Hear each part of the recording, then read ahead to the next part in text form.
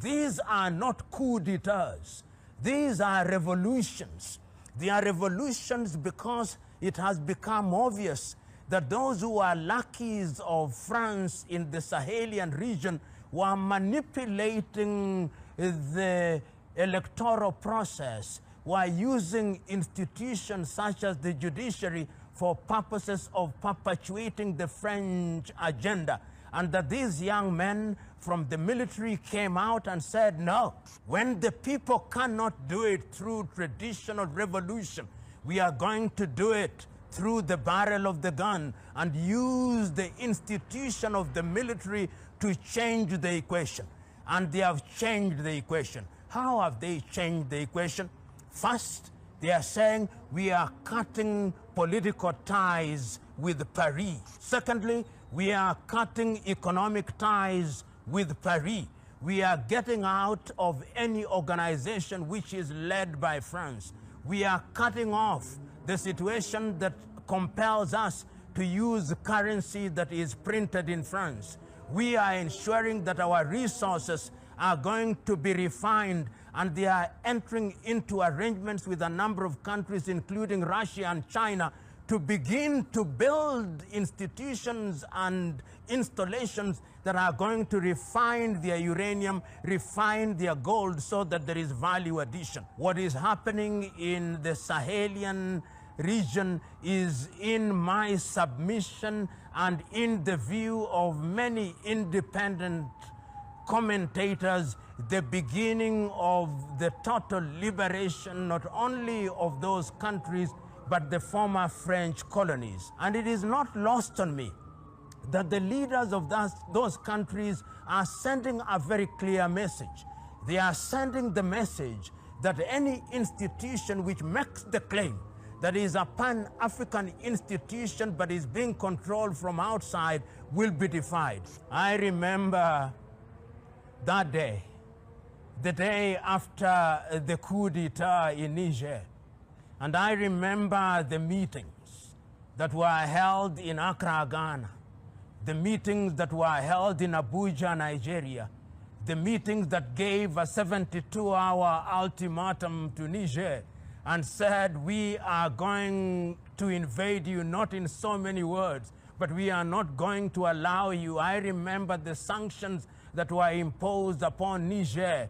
And I remember all the three leaders, Traoré in Burkina, and I remember the new leaders in Niger. I remember the leaders in Mali saying, we are now entering into a military pact. You attack Niger, you have attacked Mali, you attack Burkina, you have attacked Mali, and you have attacked Niger, and of course, even Doumbouya in Guinea-Conakry said, we will join you. That is a new face. It is a face that was not contemplated, and the Sahelian revolution, because it is a revolution, is beginning to redefine how former French colonies are relating with France at the critical levels, including the area of trade, including control of their militaries, including control of their language. And it is not lost on me that in Mali, they have actually declared that French is no longer the national language. Bambara is now the national language. It is a clear statement that they are beginning to regain their independence, and they are doing it in a manner that was not anticipated and in a manner that was not contemplated. It begs the question, will the men in uniform continue to be in power until kingdom come? No. They have said in Burkina, they have said in Niger, they have said in Mali, they have said in Guinea-Conakry, we are midwives. We have come here for a short time to clean up the mess that has been with us. We have come here to clean up the mess that the French have always created. We have come here to ensure that the insurgency, which is sponsored by the French in Burkina Faso, which is sponsored by them in Mali, which is sponsored by them in Niger, which is sponsored by them in Guinea-Conakry, that this insurgency will eliminate it and will introduce a new system of governance which will allow the peoples of our country to participate in their governance without being controlled from Paris. They are saying that we have been puppets for too long.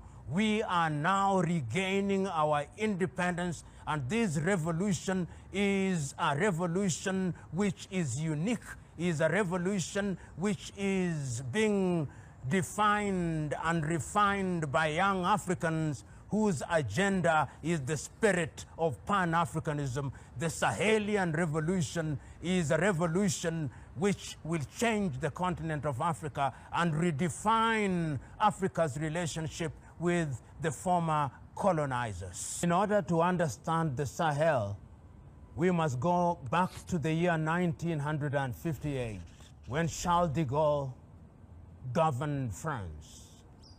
And when Charles de Gaulle and his administration took the decision that their former colonies would be granted independence, and asked that they vote no or yes. Yes, to mean that you would regain something called independence, but you would remain under France. No, to mean that the French would run away.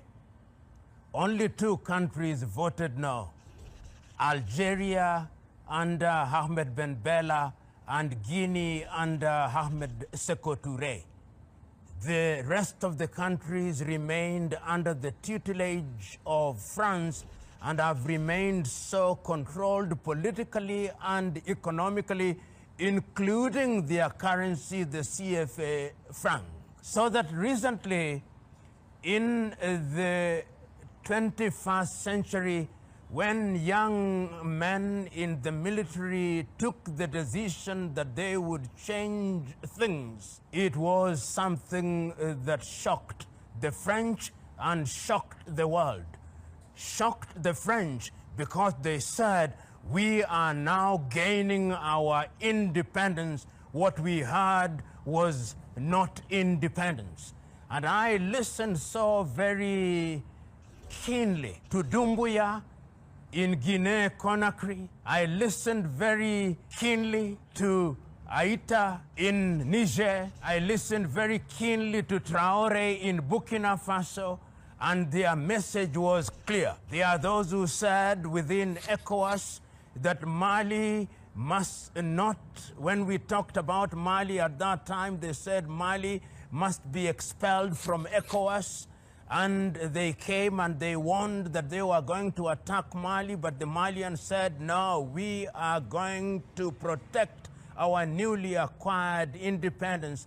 The same message came from Guinea, the same message came from Niger, the same message came from Burkina Faso, and there is now unanimity within the Sahel that the time is now to redefine their relationship with France particularly. Let us understand why that redefinition of relationship is important. It is important at two levels, at the political level and at the economic level. We start with Burkina Faso. Burkina Faso is a country that was formerly known as Upper Volta. When via coup d'etat, Thomas Isidore Sankara took power in 1983, he said we must rename our country. And he renamed the country Burkina Faso. And he renamed the people the Burkinabe, the country of upright men. And he said that the time has come that we must be totally liberated from France. France has controlled how we conduct our politics. France has controlled what we sell and what we buy. France controls our money. France controls our everything.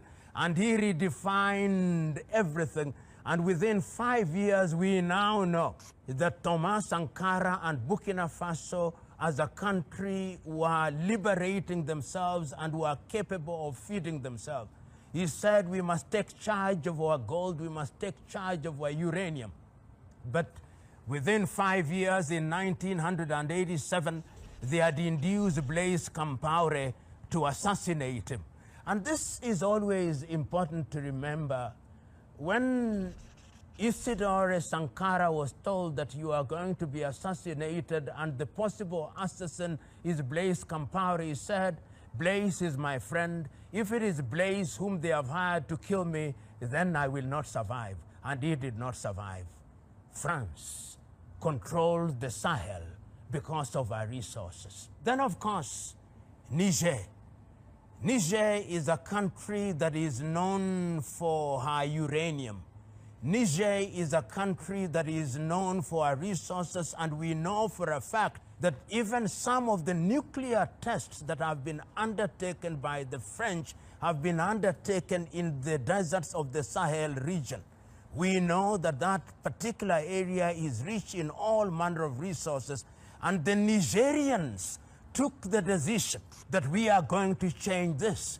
When the coup happened, one of the things that was most frustrating was that a decision was taken that Niger must be treated differently, and people don't understand why ECOWAS reacted in the manner that it did. It was uranium. It was the uranium that is not only used in France, but is used in different parts of the world for nuclear facilities. And Niger sits upon uranium that has value that is inestimable. And the idea to ensure that Niger was ostracized from the ECOWAS community was at the behest of the French. And it is important that the Sahelians have taken the vow that they are going to protect Niger. Outside of Niger, we are also aware that the Malian regime, with Assimi Goïta, who is the current president, have taken the decision that they are going to ensure that Mali, even with the sponsored insurgency, is going to remain a country that is independent.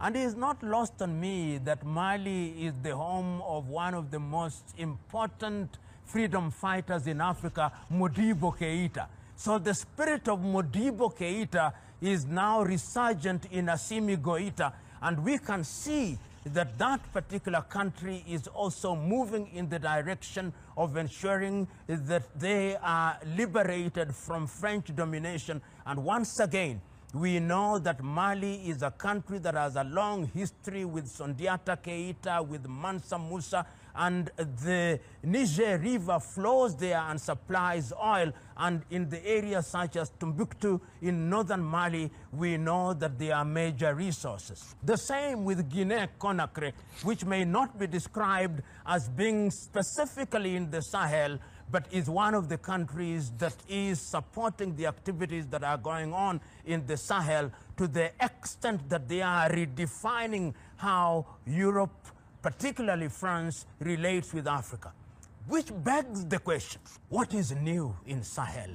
What is happening in the Sahel that is new? Is it a revival of Pan-African spirit? Is it something that is going to change the complexion of that region and by extension change the complexion of the world? Commentators are now saying that while many are quick to characterize the changes in the Sahel as coup d'etats, and therefore against the African Union declaration that Africa will not entertain non-unconstitutional changes of power, Pan-Africanists and those who know how France is operating and has operated say these are not coup d'etats, these are revolutions.